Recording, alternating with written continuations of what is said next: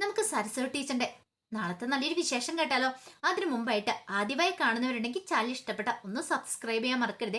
Video ഇഷ്ടപ്പെടാൻ like ചെയ്യാനും നിങ്ങളുടെ വിലയേറിയ അഭിപ്രായങ്ങളൊക്കെ രേഖപ്പെടുത്താനും മറക്കരുത് കേട്ടോ. എപ്പോഴും വന്ന് നിങ്ങളെ വന്നിട്ട് ഇങ്ങനെ ചാനൽ സബ്സ്ക്രൈബ് ചെയ്യുക, വീഡിയോ ഇഷ്ടപ്പെടാൻ ലൈക്ക് ചെയ്യുക എന്നൊക്കെ പറഞ്ഞുകൊണ്ട് ബുദ്ധിമുട്ടിപ്പിക്കുന്നുണ്ട്, ക്ഷമിക്കണം കേട്ടോ. അപ്പൊ ആദ്യമായിട്ട് കയറി കാണുന്നവരോടാട്ടോ പറയുന്നത്. അപ്പൊ എല്ലാ വീഡിയോസും കാണുന്ന ആൾക്കാർ ഇതൊരു ബുദ്ധിമുട്ടായിട്ട് കരുതരുതേ. അപ്പൊ നമുക്ക് നേരെ നമ്മുടെ വിശേഷത്തിലേക്ക് പോയാലോ. അങ്ങനെ നമ്മൾ കാണുന്ന ഹണിമൂൺ ട്രിപ്പിനും അതുപോലെ തന്നെ ഫാമിലി ട്രിപ്പിന്റെ കാര്യമൊക്കെ വീണ വീട്ടിൽ പറയാണ്. പക്ഷെ സന്തോഷിന്റെ അമ്മയ്ക്ക് അത് ഒട്ടും അങ്ങോട്ട് ഇഷ്ടപ്പെടുന്നുണ്ടായിരുന്നില്ല. കാരണം മറ്റൊന്നുമല്ല, അല്ലെങ്കിൽ തന്നെ അവർക്ക് കുറച്ച് ഈഗോയുടെ പ്രശ്നങ്ങളും കാര്യങ്ങളൊക്കെ ഉണ്ട്. അപ്പൊ അവരുടെ മനസ്സെന്നറിയും, ഇവൾ ഇപ്പോഴാണ് ഇത് വന്ന് പറയുന്നത്, ഈ വീട്ടിലായിരുന്നു ആലോചിക്കണ്ടേ, അല്ല നിന്റെ വീട്ടിൽ ചെന്ന് ആലോചിച്ചിട്ടല്ല ഈ വിവരങ്ങളൊന്നും പറയണ്ടേ, അതുകൊണ്ട് ഞാൻ വരത്തില്ല എന്ന് പറയണം. അപ്പോഴേക്കും നടരാജൻ പറഞ്ഞു, എന്തിനാ മണി നീ ഇങ്ങനെയൊക്കെ പറയണമെന്ന് ചോദിക്കുക. പിന്നല്ലാതെ അതെ, വല്ലവരും പറഞ്ഞു കേട്ടിട്ട് പോകാനുള്ളതൊന്നും അല്ല ഇതൊക്കെയേ, ഇവിടെ വന്ന് വേണം തീരുമാനിക്കാനായിട്ട്. അത് കേട്ട് കഴിഞ്ഞപ്പോ എടംകൊല്ലമ്മാവൻ പറഞ്ഞു, അതിന് സന്തോഷിന് കഴിവില്ലാഞ്ഞിട്ട്. എടാ നീ ഇങ്ങനെയായിരുന്നോ ചെയ്യണ്ടേ? അല്ലല്ലോ എന്ന് പറയണ. എന്റെ അമ്മാവാ, അവരങ്ങനെ ഇനി ഫാമിലി ട്രിപ്പ് പ്ലാൻ ചെയ്ത് കഴിഞ്ഞപ്പോ ഞങ്ങൾ പോകാതെ പറഞ്ഞോളെന്ന് പറയാം. മണിയൻ പറഞ്ഞു, അത് കള്ളം, നിങ്ങൾ രണ്ടുപേരും കൂടെ എടുത്ത തീരുമാനമാണെന്ന് മനസ്സിലായി, അതുകൊണ്ടാണല്ലോ ഹണിമൂൺ ട്രിപ്പ് ഫാമിലി ട്രിപ്പാക്കി മാറ്റിയെന്ന് ചോദിക്കുക. അപ്പോഴേക്കും ആനന്ദ് പറഞ്ഞു, എന്റെ അമ്മേ ഇങ്ങനെ നെഗറ്റീവ് പറയേണ്ട കാര്യം എന്തായിരിക്കണേ, ഇനിയിപ്പം എല്ലാരും കൂടെ ഫാമിലി ട്രിപ്പായിട്ട് പോവുകയാണെങ്കിൽ ആ കൂടെ പോവല്ലേ ചെയ്യണ്ടേ, അതിങ്ങനെ മാറി നിൽക്കേണ്ട കാര്യമാണെന്ന് ചോദിക്കുക. നീയൊക്കെ എന്തു പറഞ്ഞാലും ശരി, ഞാനൊരു കാര്യം തീരുമാനിച്ചിട്ടുണ്ടെങ്കിൽ തീരുമാനിച്ച ഞാനില്ല എന്ന് പറയാണ്, പോവണ്ടവർക്കൊക്കെ പോവാന്ന് പറയണം. ഇത് കേട്ടപ്പം സുനിത പറഞ്ഞു, അമ്മേ ഇങ്ങനൊന്നും പറയരുത്, അവര് കല്യാണം കഴിഞ്ഞിട്ട് ആദ്യത്തെ യാത്രയല്ലേ, അപ്പൊ പിന്നെ പോയില്ലെങ്കിൽ അവരെ അനുഗ്രഹിക്കണ്ടെന്ന് ചോദിക്കുക. അനുഗ്രഹിച്ച് വേണ്ട ഉത്തരവാദിത്വം ഇല്ലെന്ന് ചോദിക്കുക. നീ കൂടുതൽ എന്നെ പഠിപ്പിക്കാൻ വരണ്ട, എനിക്കറിയാം എന്ത് ചെയ്യണമെന്ന്. നിനക്കൊക്കെ പോണമെന്നുണ്ടെങ്കിൽ നീയൊക്കെ അങ്ങോട്ട് പൊക്കോ, പക്ഷെ എന്നെ കിട്ടത്തില്ല എന്ന് പറയണ. വിളിക്കാത്ത സദ്യക്ക് ഉണ്ണാൻ പോകുന്ന സ്വഭാവം ഈ മണിയമ്മയ്ക്കില്ല എന്ന് പറയാം. എടങ്കലമ്മ പറഞ്ഞു, അത് ശരിയാ മണി നീ പറഞ്ഞെന്ന് പറയണം. ആകെപ്പാടെ വിഷമായിപ്പോയി വീണയ്ക്ക്. വീണ ഒന്നും മിണ്ടാതെ അങ്ങോട്ട് കയറി പോകുമ്പോൾ സന്തോഷം പറഞ്ഞു, എന്താ അമ്മ ഇങ്ങനെയൊക്കെ. അപ്പോഴേക്കും ആനന്ദ് തോന്നുന്നു, ശരിയാ വീണ ഇന്നലെ ഇങ്ങോട്ട് വന്ന് കയറിയതല്ലേ ഉള്ളൂ, അപ്പോഴേക്കും അമ്മ തുടങ്ങിയോ എങ്ങനെയൊക്കെ. അതെ ഞാൻ എങ്ങനെയൊക്കെയാ, നിങ്ങക്ക് പിന്നെ നിങ്ങളുടെ ഭാര്യമാരൊക്കെ വന്നു കഴിഞ്ഞപ്പം അമ്മേനെ അച്ഛനും ഒന്നും വേണ്ടല്ലോ എന്നൊക്കെ പറയാണ്. സുനിത ഒന്നും മിണ്ടാതെ അങ്ങോട്ട് പോയി. പിന്നീട് നേരെ വീണയുടെ അടുത്ത് എന്നിട്ട് പറഞ്ഞു, ഞാൻ അപ്പോഴേ പറഞ്ഞല്ലേ, ഇവിടെ ഈ കാര്യം അവതരിപ്പിച്ച് കഴിയുമ്പോഴത്തേനും ആദ്യം എടങ്കോലമ്പാവൻ എടങ്കോലും ഇട്ടുകൊണ്ട് വരും, പിന്നെ ഇവിടുത്തെ അമ്മയുടെ സ്വഭാവമൊക്കെ അറിയാവുന്നതുകൊണ്ട് തന്നെ പറഞ്ഞേ, ഇതിനൊന്നും പോവാതിരിക്കാന്നായിരിക്കും ഏറ്റവും നല്ല, അല്ലെങ്കിൽ ഇവറ്റകളൊന്നും കൊണ്ടാവാതിരിക്കണം. ഇപ്പൊ തന്നെ കണ്ടില്ലേ, ഇനി പോയിട്ടുണ്ടെങ്കിലോ ഒരു സമാധാനം ഒട്ട് തരത്തുമില്ല എന്ന് പറയണം. ഇത് കേട്ട വീണ പറഞ്ഞു, എന്നാലും എല്ലാരും കൂടെ കൂട്ടിക്കൊണ്ടുപോകാനായിട്ടായിരുന്നു എനിക്ക് ആഗ്രഹം, എല്ലാരും കൂട്ടിപ്പിടിച്ചു പോകുന്നതിനായിട്ട്. അതൊന്നും സാരമില്ല വീണേ, നിങ്ങൾ പോയി എൻജോയ് ചെയ്യുക, ഞാൻ നോക്കിയിട്ട് അതാ നല്ലത്. ഒരു കണക്കിന് വരാൻ നന്നായി. പിന്നെ ഈ അമ്മാവെന്ന് പറയുന്ന ആളൊക്കെ വന്നിട്ടുണ്ടെങ്കിൽ പിന്നെ എന്താ സംഭവിക്കാൻ പോകുന്ന അറിയാലോ, എവിടെ എന്ത് പ്രശ്നം ഉണ്ടാക്കാനായിട്ട് മുൻപന്തി നിൽക്കും. അവസാനം പിന്നെ ട്രിപ്പ് എന്ന് പറയുമ്പോൾ ഒരു ഫാമിലി ട്രിപ്പ്, അത് ഒരു ഫാമിലി ട്രിപ്പ് മാത്രമായിരിക്കില്ല, അവസാനം കണ്ണീരും കൈയുമായിട്ട് തിരികെ വരേണ്ട വരുമെന്ന് പറയണം. എവിടെയാ എന്താ പറയണ്ടേന്ന് അങ്ങേർക്കൂട്ട് അറിയത്തില്ല എന്ന് പറയണം. വീണ പറഞ്ഞു, സാരല്ലേ ചേച്ചി, വീണയുടെ മനസ്സിൽ അതൊന്നുമല്ല, ട്രിപ്പോ കാര്യങ്ങളോ ഒന്നുമല്ല. വീണയുടെ മനസ്സിൽ അമ്മയ്ക്ക് 2 ദിവസം ആശ്വാസം കിട്ടുമല്ലോ, അങ്ങനെ പോവുകയാണെങ്കിൽ തൻ്റെ അമ്മയ്ക്കൊരു ഫ്രീഡം കിട്ടുമല്ലോ, അത് മാത്രമായിരുന്നു. പോരാത്തിന് കനി വന്ന് നിൽക്കാന്നും പറഞ്ഞിട്ടുണ്ട് അമ്മയ്ക്ക് കൂട്ടായിട്ട്. അമ്മയ്ക്കൊരു സ്വാതന്ത്ര്യം കിട്ടാൻ വേണ്ടിയിട്ടാണ് ഇങ്ങനെ ട്രിപ്പ് പ്ലാൻ ചെയ്ത് തന്നെ, അല്ലെങ്കിൽ പിന്നെ ഹണിമൂൺ ട്രിപ്പിന് പോകുമ്പോൾ താൻ സന്തോഷമായിട്ട് മാത്രം പോയാൽ പോരെ, വീട്ടിലുള്ള എല്ലാവരെയും കൂടെ കൊണ്ടുപോകേണ്ട കാര്യമൊന്നും ഇല്ലല്ലോ എന്നൊക്കെ ചിന്തിക്കുകയാണ്. അങ്ങനെ ചിന്തിച്ച് മുറിയിലിരിക്കുകയാണ്. ഈ സമയം വിഷ്ണുവിനെ ജാഫർ വിളിക്കുന്നുണ്ട്. അപ്പൊ ജാഫർ അയാളുടെ ആ പോലീസാണ് വിഷ്ണു പറഞ്ഞ് കാര്യങ്ങളൊക്കെ ഏൽപ്പിച്ചിട്ടുണ്ടായിരുന്നു. അപ്പൊ ഈ സരസ്വതി ടീച്ചറിന്റെ തിരോധാനമായിട്ട് ബന്ധപ്പെട്ട്, അപ്പൊ സരസ്വതി ടീച്ചർ അല്ല മരിച്ചിരിക്കുന്നത്, അന്ന് ബോഡി അടക്കിയിരിക്കുന്ന കാര്യങ്ങളൊക്കെ വിഷ്ണുവിന് വ്യക്തമായിട്ട് മനസ്സിലായിരിക്കുന്ന. അപ്പൊ ഇനിയിപ്പോ അത് വലിയ അന്വേഷണം ആവുന്നതിന് മുമ്പ് എവിടെ എന്താന്നൊക്കെ കണ്ടുപിടിക്കണം. ടീച്ചർ മരിച്ചിട്ട് ഉണ്ടോ ഇല്ലയോ എന്ന് അറിയത്തില്ല, അങ്ങനെയാണ് എവിടെയാ, ഇനിയിപ്പം ജീവിച്ചിരിപ്പുണ്ടോ മരിച്ചോ എന്തെങ്കിലും വിവരം കിട്ടുവാണ്. അപ്പൊ അതിനു വേണ്ടിയിട്ടുള്ള അന്വേഷണം എപ്പോഴും നടന്നുകൊണ്ടിരിക്കുക ഊർജിതമായിട്ട്. അങ്ങനെ ജാഫർ വിഷ്ണുവിനെ വിളിച്ചിട്ട് കാര്യങ്ങളൊക്കെ പറയണം. അപ്പൊ കൃഷ്ണകുമാറിനെ കുറിച്ച് അറിയാനായിട്ട് പറഞ്ഞിട്ടുണ്ടായിരുന്നു. അവസാനം കൃഷ്ണകുമാറിന്റെ ഫോണിൽ നിന്നാണ് ടീച്ചറുടെ ഫോണിലേക്ക് കോള് വന്നിരിക്കുന്നത്. അപ്പൊ അത് മനസ്സിലാക്കിയിട്ട് തന്നെയാണ് വിഷ്ണു ആ കാര്യങ്ങൾ അയാളെ കുറിച്ച് അന്വേഷിക്കാനൊക്കെ പറഞ്ഞിട്ടുണ്ടായിരുന്നേ. അങ്ങനെ ജാഫർ വിളിച്ചിട്ട് ആ കാര്യം പറയണം. അതെ സാറേ, ഒരു കാര്യമുണ്ട്, ഈ പറയുന്ന കൃഷ്ണകുമാർ കുറെ കാലം ഒരിടത്ത് ചികിത്സയിലായിരുന്നു പറയാണ്. ചികിത്സയിലോ? അതെ, അയാൾക്കൊരു ആക്സിഡന്റ് ഉണ്ടായിട്ട് അയാൾ കുറെ കാലം ഒരിടത്ത് ചികിത്സയിലായിരുന്നു. പിന്നെ അവിടെ നിന്ന് അയാൾ റിക്കവർ ആയിട്ട് എഴുന്നേറ്റ് വന്നിട്ടാ പിന്നെ അതെ സാറിന്റെ അമ്മായിമ്മയുടെ ഫോണിലേക്ക് വിളിച്ചിരിക്കുന്നു പറയണം. ഇത് കേട്ട് കഴിഞ്ഞപ്പോൾ വിഷ്ണു ഓർത്തു, അതെന്തിനായിരിക്കും പോലും അങ്ങനെ വിളിച്ചിട്ടുണ്ടായിരിക്കുന്നേക്കുക, അതിനെക്കുറിച്ചൊന്നും കൂടുതലായിട്ടൊന്നും അറിയത്തില്ല. അയാൾ അവിടെ നിന്ന് രക്ഷപ്പെട്ട് വന്നതിന് ശേഷമാണ് ഈ കോളൊക്കെ വന്നിരിക്കുന്നത്. തീർച്ചയായിട്ടും വിഷ്ണു പറഞ്ഞു, അന്നാ അതിനുശേഷമായിരിക്കും അയാൾ ഒരു പക്ഷേ അമ്മയുടെ മരണ സർട്ടിഫിക്കറ്റും ചോദിച്ചുകൊണ്ട് പഞ്ചായത്തിലൊക്കെ ചെന്നിട്ടുണ്ടായിരിക്കുക എന്ന് പറയണം. അത് ചിലപ്പോൾ ശരിയായിരിക്കും സാറേ.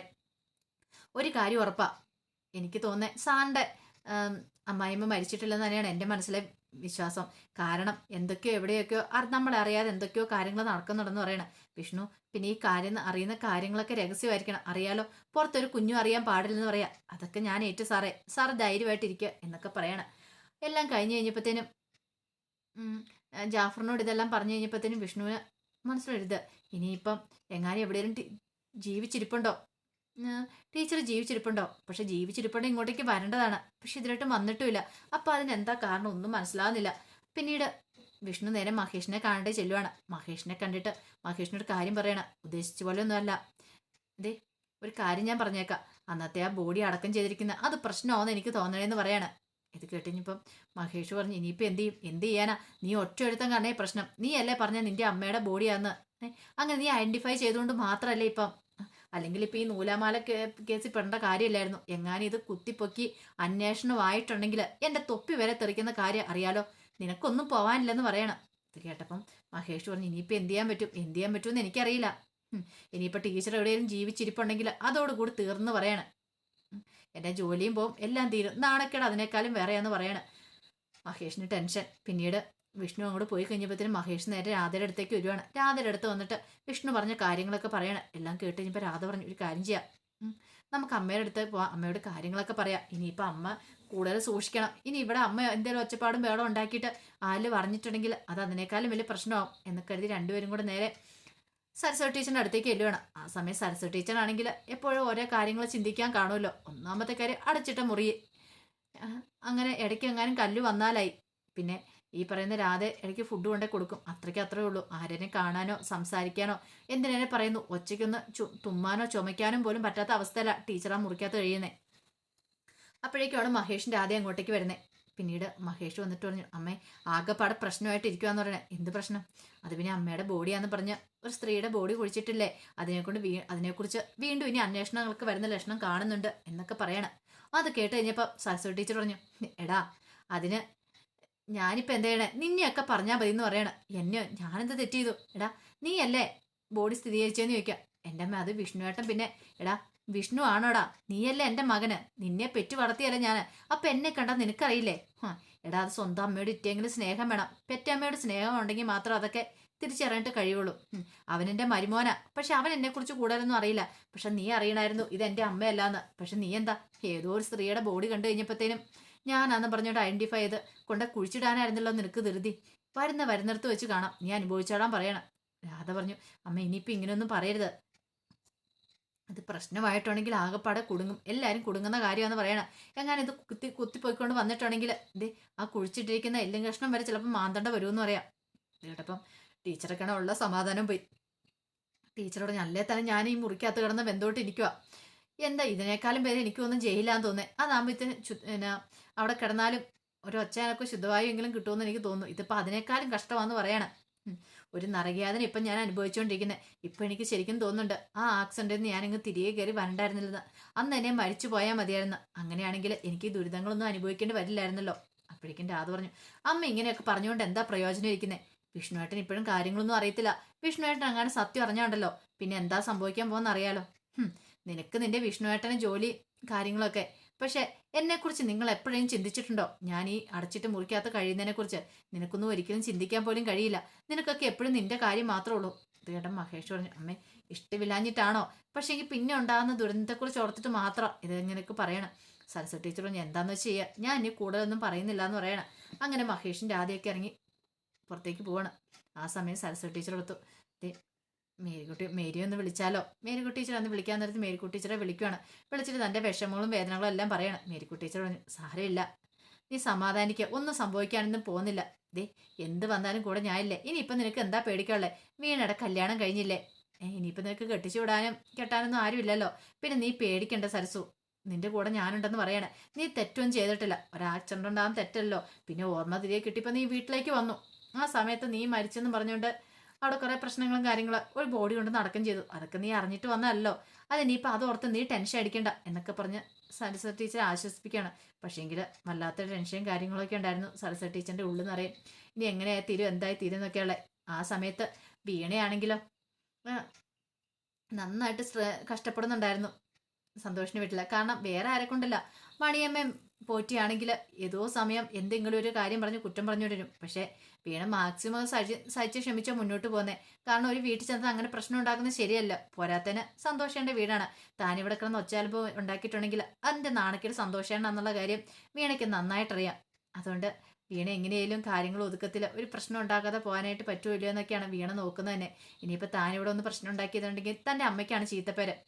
സരസ്വതി ടീച്ചറിൻ്റെ മോള് അങ്ങനെയാണ് ഇങ്ങനെയാണ് എന്നെല്ലാവരും കൂടെ പറഞ്ഞു നടക്കും. പോരാത്തിന് ഇവിടുത്തെ അമ്മയും ഇടങ്കോലും മാത്രം മതി ഈ കാര്യങ്ങളൊക്കെ പുറത്തുപോയി വിളിച്ചറിയിക്കാനായിട്ട്, തന്നെ നാറ്റിക്കാനായിട്ട് എന്നൊക്കെ വീണയുടെ മനസ്സിലുണ്ടായിരുന്നു. അങ്ങനെ പിന്നീട് ലീവൊക്കെ കഴിഞ്ഞതിന് ശേഷം വീണ സ്കൂളിലേക്ക് പോകാനായിട്ട് ഒരുങ്ങണ സമയത്ത് സന്തോഷം വന്നിട്ട് എന്നാൽ ഞാനും ജോലിക്ക് പോകാൻ തുടങ്ങട്ടെ എന്നൊക്കെ ചോദിക്കണം. വീണ പറഞ്ഞു, അല്ല സന്തോഷമാണെന്ന് പോവാണോ എനിക്ക്? അതെ എനിക്കും പോകണമെന്ന് പറയണം. അപ്പത്തേനും വീണ പറഞ്ഞു, അങ്ങനെ ഒരു കാര്യം ചെയ്യാം, നമുക്ക് ടൂർ പ്രോഗ്രാം എന്നാന്ന് നോക്കിയിട്ട് അവരോട് വിളിച്ചു പറയാം, എന്നിട്ട് ആ സമയത്ത് ലീവ് എടുത്താൽ മതി എന്ന് പറയണം. അത് കേട്ടപ്പോൾ സന്തോഷം, എന്നാൽ ശരി ഒരു കാര്യം ചെയ്യാം, അങ്ങനെയാണെങ്കിൽ ആ സമയത്ത് നമുക്ക് ലീവ് എടുക്കാം. ഇനിയിപ്പോൾ ഞാനും വീട്ടിൽ ഇരുന്നിട്ട് കാര്യമൊന്നും ഇല്ലല്ലോ, നമുക്ക് രണ്ടുപേർ കൂടെ ജോലിക്ക് പോകാമെന്ന് പറയണം. അങ്ങനെ അവർ തീരുമാനങ്ങളൊക്കെ എടുക്കുകയാണ്. അപ്പോൾ അതിൻ്റെ വിശേഷങ്ങളൊക്കെയാണ് നമ്മൾ കാണുന്നത്. അപ്പോൾ ഇതിൻ്റെ ബാക്കി വിശേഷങ്ങളായിട്ട് നാളെ വരാട്ടോ. ഇനിയിപ്പോൾ ഇവരെല്ലാം ടൂറ് പോകുന്ന സമയത്ത് ടീച്ചർക്ക് എന്താണ് സന്തോഷമാണ്, കുറച്ച് ദിവസം ശുദ്ധമായി ശ്വസിക്കാൻ കിട്ടുന്ന ഒരു സന്ദർഭം കിട്ടുന്നുണ്ട് കനിക്കും ടീച്ചർ കൂടെ. അപ്പോൾ അതിൻ്റെ വിശേഷങ്ങൾക്കായി നമുക്ക് എല്ലാവർക്കും കാത്തിരിക്കാം കേട്ടോ. ഒരിക്കൽ കൂടി എല്ലാവർക്കും ശുഭരാത്രി നേർന്നുകൊണ്ട് നിർത്തുന്നു. നന്ദി.